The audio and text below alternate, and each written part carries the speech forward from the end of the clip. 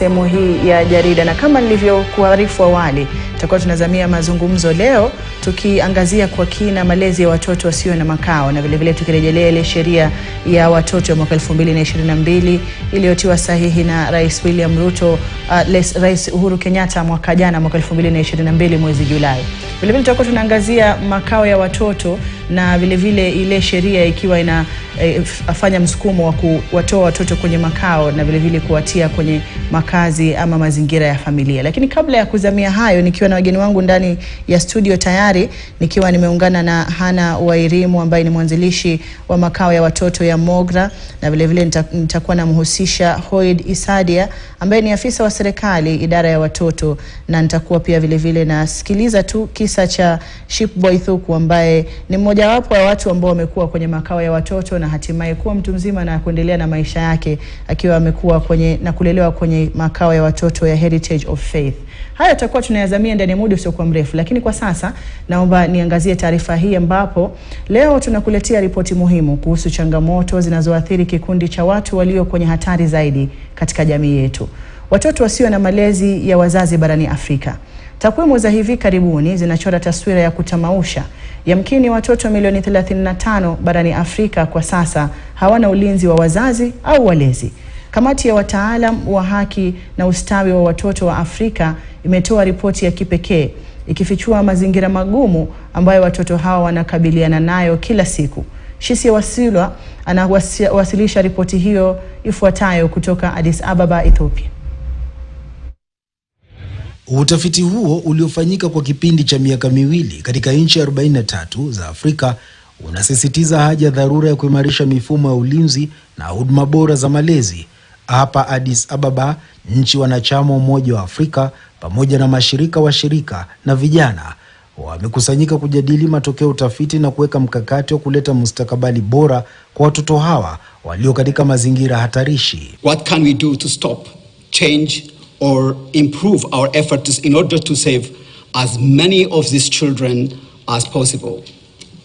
Your Excellencies, distinguished guests. Ripoti inasisitiza kwamba watoto hawa wanakabiliwa na aina mbalimbali za ukatili na matatizo, kuanzia kunyanyaswa kikazi hadi matumizi ya dawa za kulevya na matatizo ya afya ya akili. Masuala ya vita, umaskini na kukosekana kwa sera za kutosha yanachangia kuongezeka kwa hali zao. As a member of the civil society organizations community, SOS Children Villages has chosen to take the approach proactively. We are embarking on a journey to reach out more children, providing them with protection and better quality care services. Hata hivyo, juhudi zinafanywa kushughulikia masuala haya. Serikali mbalimbali na mashirika zinaendeleza programu zinazolenga kuwezesha jamii, utetezi wa haki za watoto na kuwarejesha watoto kwa familia zao. Huu ni utafiti wa kwanza kufanyika barani Afrika unaoangazia watoto wanaoishi bila ulinzi wa wazazi.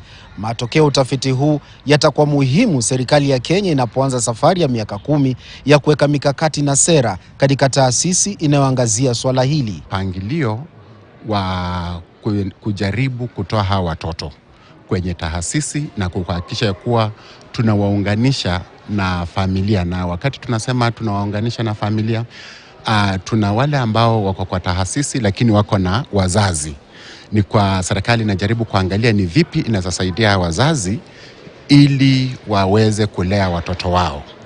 Na wale watoto ambao ni mayatima, wale ambao hawana wazazi, pia serikali imeweka mpangilio. Kuna ile tunaita kinship, wale relatives, wale wa ukoo wa ukaribu. Tujaribu kuhamasisha ili wapate kuchukua watoto kutoka kwenye taasisi na kuwalea kwenye jamii. Watoto 45,000 wamo katika malezi ya kitaasisi nchini Kenya, huku taasisi 812 zikisajiliwa kuwapa huduma watoto hao. Hata hivyo, zipo taasisi nyingi nchini ambazo hazijasajiliwa. Ni vile inatoa ushahidi kwa ile jinsi serikali na wale wanajama wote ambao wako na interest katika hii children ambao hawana upendo wa wazazi, vile wanaweza kuwa wakashughulikiwa kwa jamii na pale popote pale. Utafiti huo unapendekeza kuunganishwa haraka kwa watoto wasio na malezi ya wazazi katika sera za kitaifa na takwimu za kitaifa, pamoja na maendeleo ya mifumo kamili ya huduma ambayo inapendelea mazingira yanayotegemea familia badala ya huduma za taasisi. Ripoti hii inasisitiza umuhimu wa kudumisha mazingira thabiti ya familia, kwani watoto wengi wanaoishi katika huduma mbadala wanahisi hofu ya kutelekezwa na kutokuwa na uhakika kuhusu mustakabali wao. The fact that there is a report now will definitely elevate the agenda of children, the care, the protection of their right. We look forward to a much stronger partnership in fulfilling our shared responsibility of promoting and protecting the rights and well-being of children. Serikali zimetakiwa kuwekeza zaidi katika kukomesha aina zote za ukatili dhidi ya watoto na kuipa kipaumbele kulinda watoto wanapofanya kazi kwa bidii na kuunda suluhisho endelevu yanayowapa matumaini na mustakabali wenye ahadi. Kukabiliana na changamoto zao kutoka uchumi wa taifa. The economic benefits of investing in child protection, development and well-being are even bigger. Exposure to any form of violence causes immediate and long-term physiological and psychological damage, which could cost up to $393 billion annually. Zaidi ya watoto milioni 53 barani Afrika wanaishi katika umaskini wa kupindukia, na mmoja kati ya 5 anaishi katika maeneo ya migogoro. Mazingira kama hayo, kulingana na utafiti, yananyima watoto haki zao za elimu. Wanachama walitakiwa kufanya tathmini ya ahadi zao za kuokoa na kulinda watoto wanaokabiliana na changamoto. Utafiti huu utasaidia katika kuunda sera zitakazosaidia kutatua mapengo yanayohusiana na watoto wasio na ulinzi wa wazazi. Shisia Wasilwa, KTN News, Addis Ababa, Ethiopia. Na mtazamaji, taarifa yake Shisia Wasilwa inatufungulia jamvi la mazungumzo katika sehemu ya jarida, tukiangazia malezi ya watoto wasio na makao kwenye makao ya watoto na vinginevyo tu kama serikali inavyopendekeza. Vile vile tukiwa tunahusisha baadhi ya wadau katika sehemu hiyo. Nitakuwa namhusisha kama nilivyokujuza awali Hana Wairimu, ambaye ni mwanzilishi wa makao ya watoto ya Mogra na pia ni mwenyekiti wa baadhi ya makundi ama kundi la makao ya watoto, na vile vile nitakuwa namhusisha Hoid Isadia, ambaye ni afisa wa serikali wa idara ya watoto humu nchini, na pia nitakuwa namhusisha Shipboy Thuku, ambaye ni mmojawapo ya watu waliopitia katika hifadhi na makao ya watoto akitoka makao ya Heritage of Faith, na sasa amekuwa mtu mzima. Atakuwa anatuambia basi ni yalikuwaje na alihisije alipokuwa kwenye makao haya. Nikianza labda kumhusisha Hana, makao ya Mogra yameanzishwa mwaka 1998. Hiyo ni miongo mingi sana kuwepo na kuendelea kuchukua watoto katika makao hayo. Hongera sana kwanza. Lakini labda tukiangazia watoto wenyewe wanaokuja kwenye makao, huwa ni watoto wa aina gani? Wako kwenye mazingira gani wanapokubaliwa kwenye makao yale? Ni watoto wote wanaokuja pale.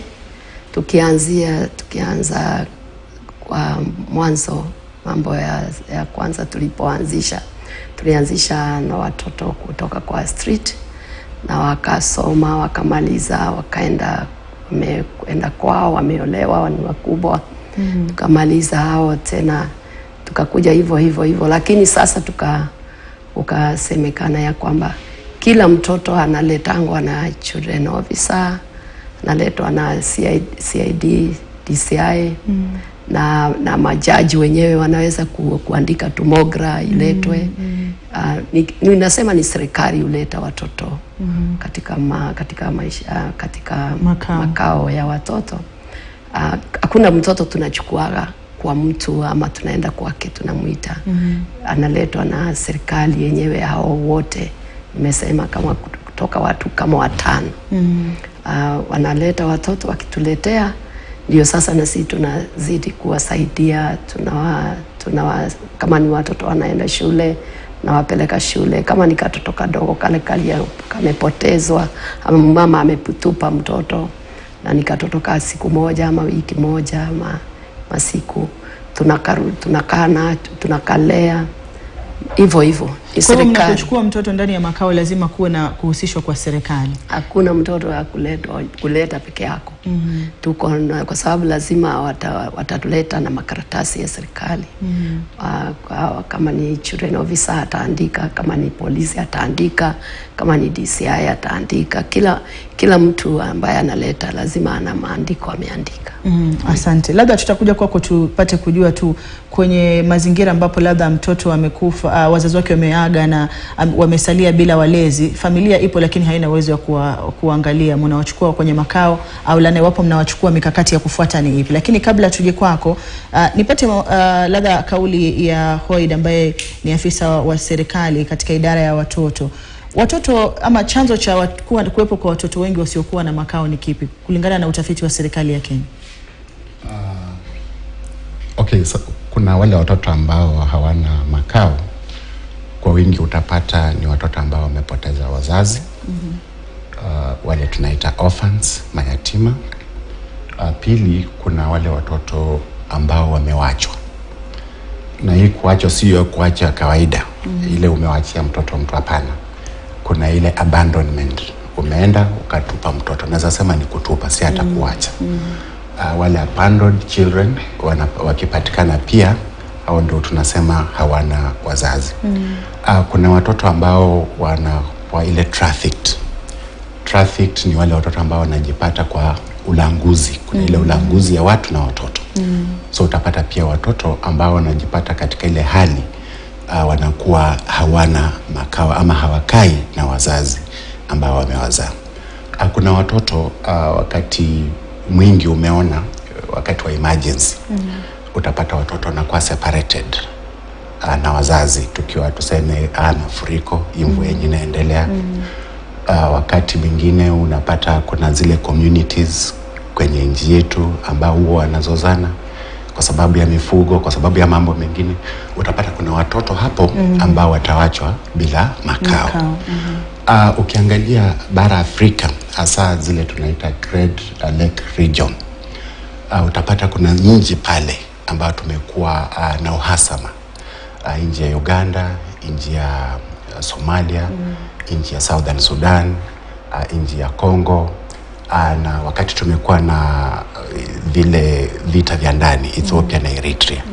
Kuna watoto pia wengi wao wazazi wao walikuja nao, lakini kuna wale ambao walipoteza wazazi, so ikabidi wakuje peke yao. Au utapata pia ni watoto ambao hawana makazi.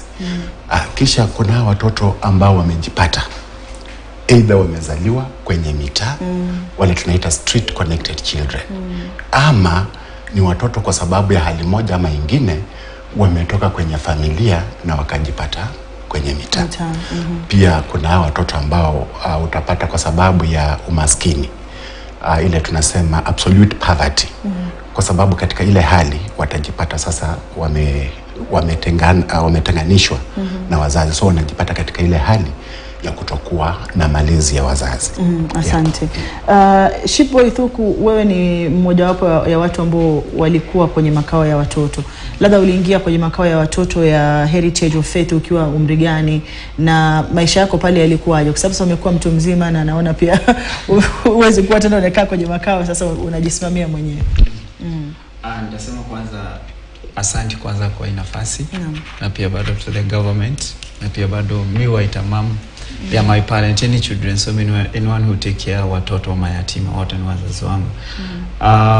Heritage nilijoining, actually I was the first group out of that 8. Tulitolewa Nairobi wakati President Kibaki alisemanga, that was 2002, watoto sasa watolewa kwa street, and I was there. Mimi nilizaliwa hapa Kibila.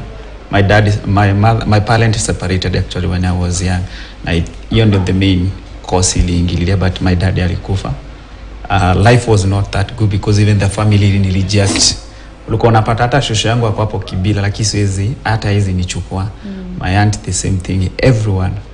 And hiyo ndio ilinitia sana kutaka kuingia kwenye street. Sikuwa ienda shule, sikuwa ipelekwa shule. Nilikuja kwanza shule, that was 2003 after nilijoin children's home. It was a good place because sikuwa ijua upendo ni nini.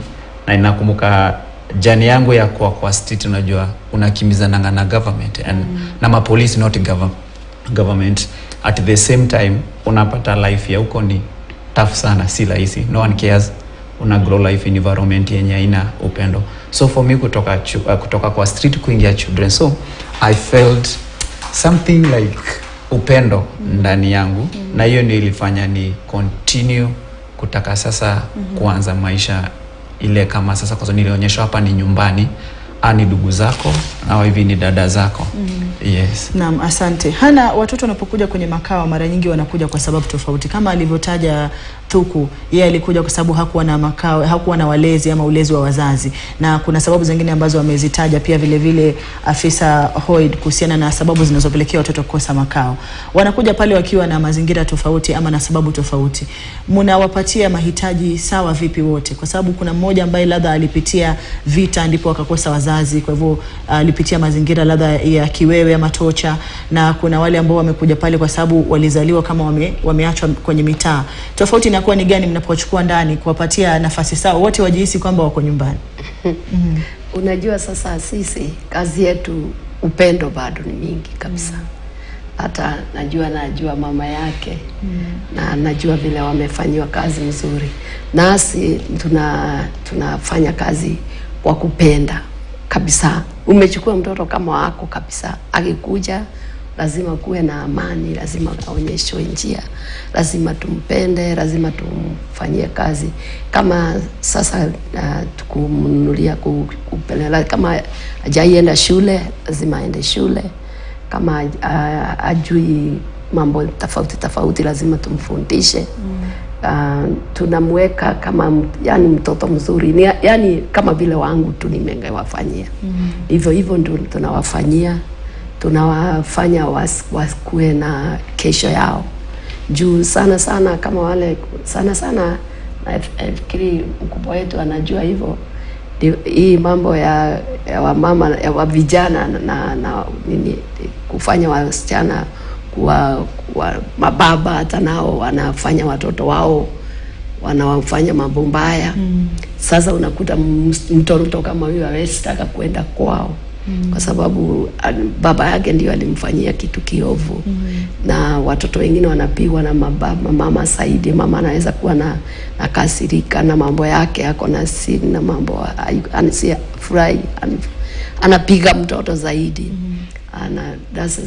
Tunawapea hiyo roho tu ya kuwaleta tu nyumbani, kuwaonyesha watu kuna maisha ya kesho, nyinyi ni watu wazuri, kuwaonyesha tu kuna uzuri wao. Na mpaka una make sure huyo mtoto kama Mungu amemuinua, anampatia nafasi ya kuendelea sana. Anaenda mpaka university, unampeleka, anasoma, anaenda. Na tunamsaidia kama vile tu kazi ya nyumbani mtoto wako unaweza kumfanyia. Although sasa kuna watoto wengine ukujanga wakiwa kama na wako zaidi ya vile unaona mafundisho, sijui wanapotelea katikati kama watoto wa children wa street. Wanaweza kuwa na mambo tofauti, wamefundishwa, wamepatana na maovu zaidi. Sasa kitambo umrudishe ndani kidogo huyo, unamfundisha pole mpaka uone amejielewa yeye mwenyewe. So ni kusaidia tu, kusaidia ku make sure huyu mtoto akienda university wewe umefurahi, unajua umewin. Huyu mwingine unamwangalia, unaangalia kila kichochote ungefanya kama Mungu aone tu kazi yako imefanyika. Asante. Hoid, serikali ilipitisha sheria mwaka jana na kugeuza ile sheria ya watoto mwaka 2001 hadi sheria ya watoto mwaka 2022, na kuna kipengele ambacho kinatoa kipaumbele kwa watoto kulelewa kwenye mazingira ya nyumbani ya familia, ikipendekezwa zaidi kushinda mazingira ya makao ya watoto.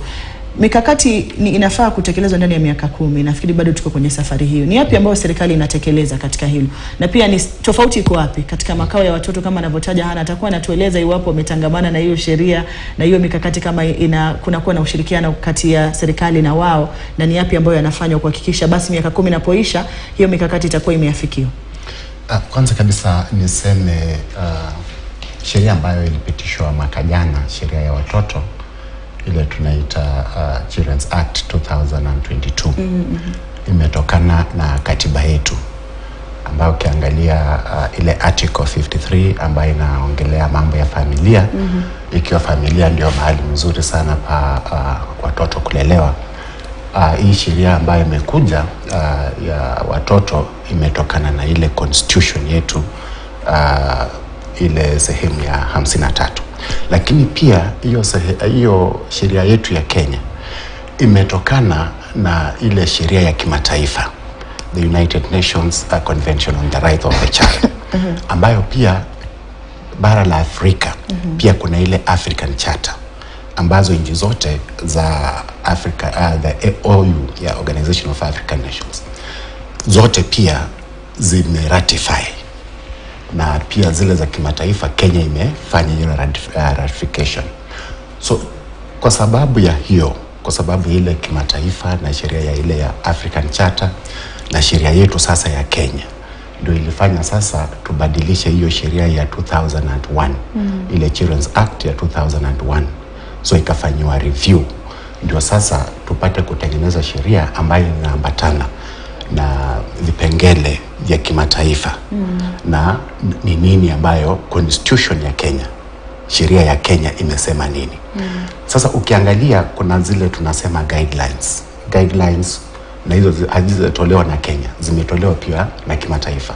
Tuna ile tunaita UNGA, United Nations Guidelines on Alternative Care, ile ambayo sasa inapeana mwongozo wa kimataifa ni vipi nchi zitafuata. So ukiangalia kwa sheria yetu ya Kenya sasa, wakati ilikuwa inatengenezwa sheria ya watoto, imetoa sasa ule mwelekeo ya kuwa hatufungi, hatusemi tunafunga, tunasema tuna transition. Ile kuna mpangilio wa kujaribu kuwatoa watoto kwenye hizi taasisi za ulezi na kujaribu kuwaunganisha na familia na wakae kwenye community. Na hii imetokana na ile research ambayo imefanywa kwa wale watoto ambao wamekaa, na ni research ambayo imefanywa ni ile study ambayo imefanywa, research ambayo imefanywa kwa miaka 80 ulimwenguni kote, ambayo imeonyesha ile dhulma. Sasa ndugu yangu hapa ukimwona ndio amelelewa kwenye taasisi ya malezi, lakini utapata kuna changamoto fulani, ile kuinteract na community, ile watu wale marafiki. Unajua kuna kwa community kuna ile freedom ya watoto kutoka pale wacheze na wengine wafanye nani. So ile sasa hii safari ambayo tumeanza ni ya kujaribu, kwa sababu wale watoto ambao wako na wazazi na kwa sababu moja, labda ni maskini, labda ni ile dhuluma ya kifamilia, ni vipi tutashirikiana na wenye ambao wanalea watoto saizi, tuseme sasa hizi taasisi za malezi na serikali na washirika wengine. Kuna wale washirika wakuu, key stakeholders. Na tukisema key stakeholders, kuna ile social development, wale ambao wanafanya, kuna ile kitu tunaita parenting, positive parenting, mani ambayo tumedevelop ya kufunza wazazi jinsi ya kulea watoto. So tunataka hawa watoto warudi kwenye familia yao, wale ambao wako na wazazi, na wale ambao hawana wazazi, wale ambao sasa tuseme ni orphans. Sasa wale tunajaribu kufanya ile kitu tunajaribu kufanya, na wako kwenye taasisi za malezi, tunajaribu kutafuta sasa wale wa ukoo wa karibu. Ukisikia hata tukiwa kule Addis Ababa vile nilisema, tunajaribu kutafuta wale ambao ni wa ukoo wa karibu, grandparents, wale tunaita nyanya, mostly in Kenya tunaita shosh, kuga. Hao watoto waende wakae hapo. Ama kuna wale mashangazi, kuna wale wajomba, kuna binamu, wale wengine wote ambao wanajiweza. So tunajaribu kufanya hivyo. Lakini pia kuna wale ambao sasa hawana relatives kabisa. Kuna ile care option ambayo tunasema ni adoption. Adoption ni permanent, ile yenye mtoto anakuwa ni kama wako. Tunataka waende kwa ile. And then kuna foster care, kwa watoto ambao tunapata wenye tuseme miaka 6, 7, 8 na hawana malezi ama wako kwenye institution. Tunataka watolewe, tuwalink kwa foster care, ambayo ni ile mtoto unahudumia mtoto ama unalea mtoto ambao hamna ukoo na yeye. Naam. Asante. Tutakuwa tunakuja kupata maoni ya Thuku kuhusiana na changamoto, kama kulikuwa na changamoto zozote ambazo labda zitakuwa zinagusiwa ama kujaribu kugusiwa na sheria mpya ambazo anahisi kwamba zinaweza kuwafaa wengine. Na pia Hana atakuwa anatuambia mikakati ambayo ipo sasa hivi katika safari hiyo ya miaka 10 kati yao na serikali ni ipi, na maoni yake vile vile ni yapi kuhusiana na sheria yenyewe. Tutakuwa kuja kuyajadili hayo ndani muda usio mrefu, lakini kwa sasa nakwenda kwenye pumziko fupi. Usiende